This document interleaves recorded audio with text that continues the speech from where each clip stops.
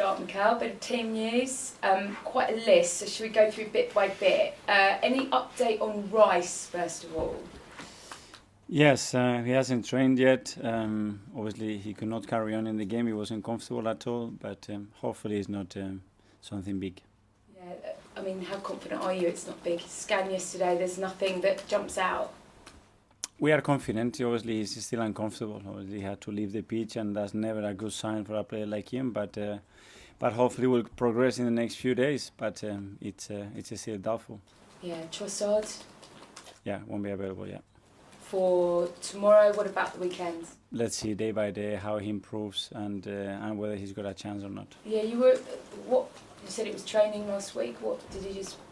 Well, he did some activity, and that's where he felt it. And he wasn't comfortable to carry on the session the day before the game, and he hasn't trained yet, so not available for tomorrow. Okay, Martinelli, because not tomorrow. No. And you said that there was a chance he might have made the weekend, but let's see. For tomorrow it's too short, so let's see. And we still have days for the weekend, but those players won't be available. And any update on Partey?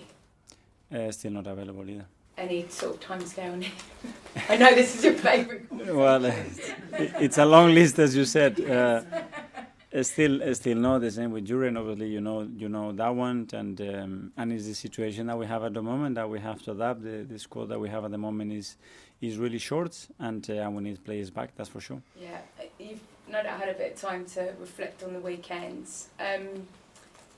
Occasions where I guess mistakes cost you, maybe not for the first time from a winning position at home. Yeah.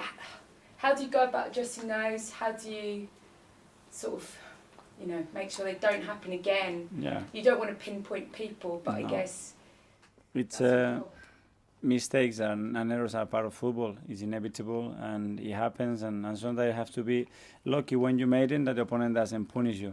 It wasn't the case. Obviously, when the ball lands to Maddison and you have some in front of the ball, it cannot get any worse than that, and they prove the quality that they have to finish those actions off. It's a shame because that was the moment, I think, the turning point in the game. To be on top of it, and it was probably the best moment that we had in the game, but we have to accept that as well, that when it happens, there are other factors as well that contributed, and move on. Yeah. Maybe also left a few goals out there. I know that last season you were able to score, everyone weighed in, didn't they?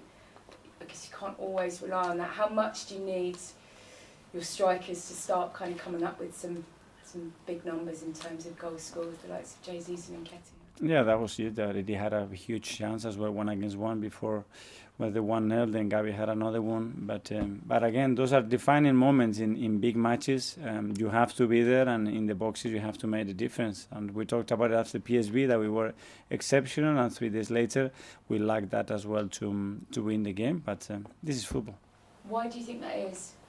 Because it's the hardest thing in football to put the ball in the net in the right moment with the right time, and it changes, and every striker misses chances. You see it all across the league. It's the efficiency that we have, and the weekend we didn't have the efficiency needed because the game would have changed in a really positive way for us. I'm sure you're delighted that you can call on David Raya for the weekends, for tomorrow night, because it's unusual, isn't it, that he can play against his club. Is that make it easier or harder to make a decision about who? No, we all trained today. The lineup, I could not make it because there's still some players that are still doubtful as well for tomorrow. So we decided tomorrow was the best team to put out there. But in a way, if the decision's made for you, the decision's sort of made for you, and now you're going to go through all this kind of, who starts when. I've got this game coming up, then we've got City. So how much tougher is it? Yeah, but at the end we have to go game by game. The importance is performing and winning the next game, because that's going to help you to win the next one, and we just focus on that. And just very finally, Saka's start celebration. Obviously Maddison enjoyed it. Did you enjoy it? And how do you feel about players and maybe just inciting their opponents? I don't pay too much attention to that. They are free. When they do it for a reason, and probably I'm the last one to understand what's the reason behind it, because they just talked about it in the dressing room between them. So they are free to do whatever they want, if always is respectful for the opponent, and what we're doing is not putting someone down or doing something that it doesn't go with our values. George on the FC. Thanks, Dan. Mikel, sorry, just one more player. How's Saka? Has he come off? Has he got an injury as well, or is he okay? Yeah, he was limping quite badly after the match. As you know, you have to get him off the field, which is never a good sign as well, and he hasn't been able to participate in the session. So do you think he could be out of Saturday against Bournemouth potentially? But it's a possibility, yes. Okay. Just you always identify your new signings quite in advance. I just wonder, with the lack of goals, do you think you're looking at possibly bringing in a new striker in January?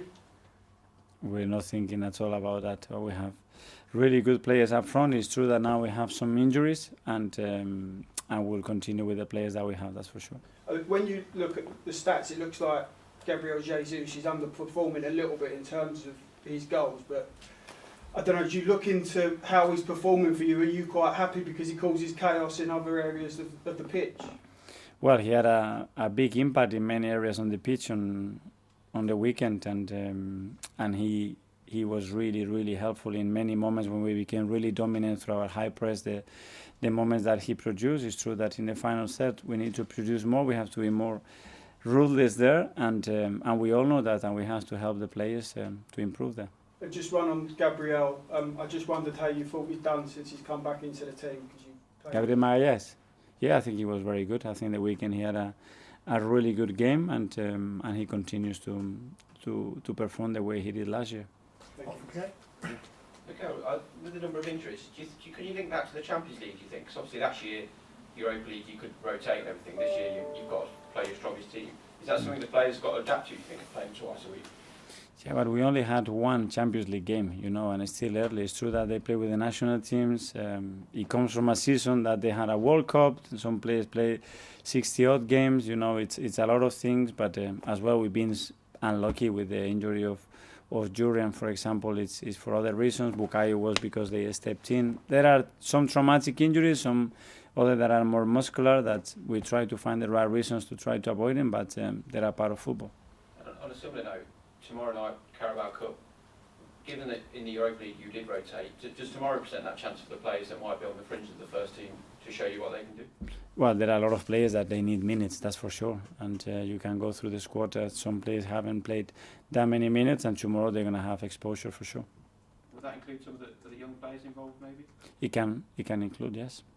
Jordan, Arteta. Mikel, just to come back to the fixture schedule, Pep was recorded earlier today saying that he just can't take any risks with some of the national team players. Are you in a similar position where you spoke a few weeks ago about the fixture schedule and it being dangerous for the players? Do you view this differently?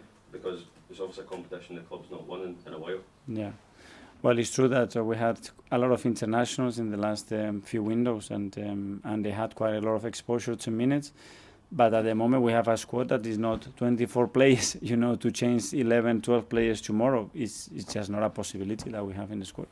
And just coming back onto the idea of a penalty box striker, I know you said you're not thinking of bringing in another striker in January, but why do you think that they've become a bit rarer, the traditional number 9? Why do you think that's become rarer in modern football?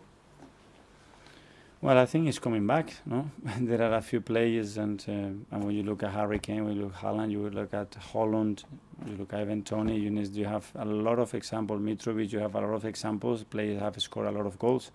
We have scored a lot of goals last year. I think we scored more goals than any other season for Arsenal. So it's various ways to score goals, and we are scoring goals, but we should have scored many more for what we create. That's for sure. You mentioned Ivan Toney there. How important was he to Brentford in the way they play? I just wondered, if you're looking at the 20 Premier League teams, where does he rank in terms of one player's importance to a certain team? I don't know, you have many examples. You look at Everton as well, the type of strikers that they have, and it's related to the style as well and how much they contribute to that. So I think they have a really strong squad. They've been doing terrifically well in the last few seasons.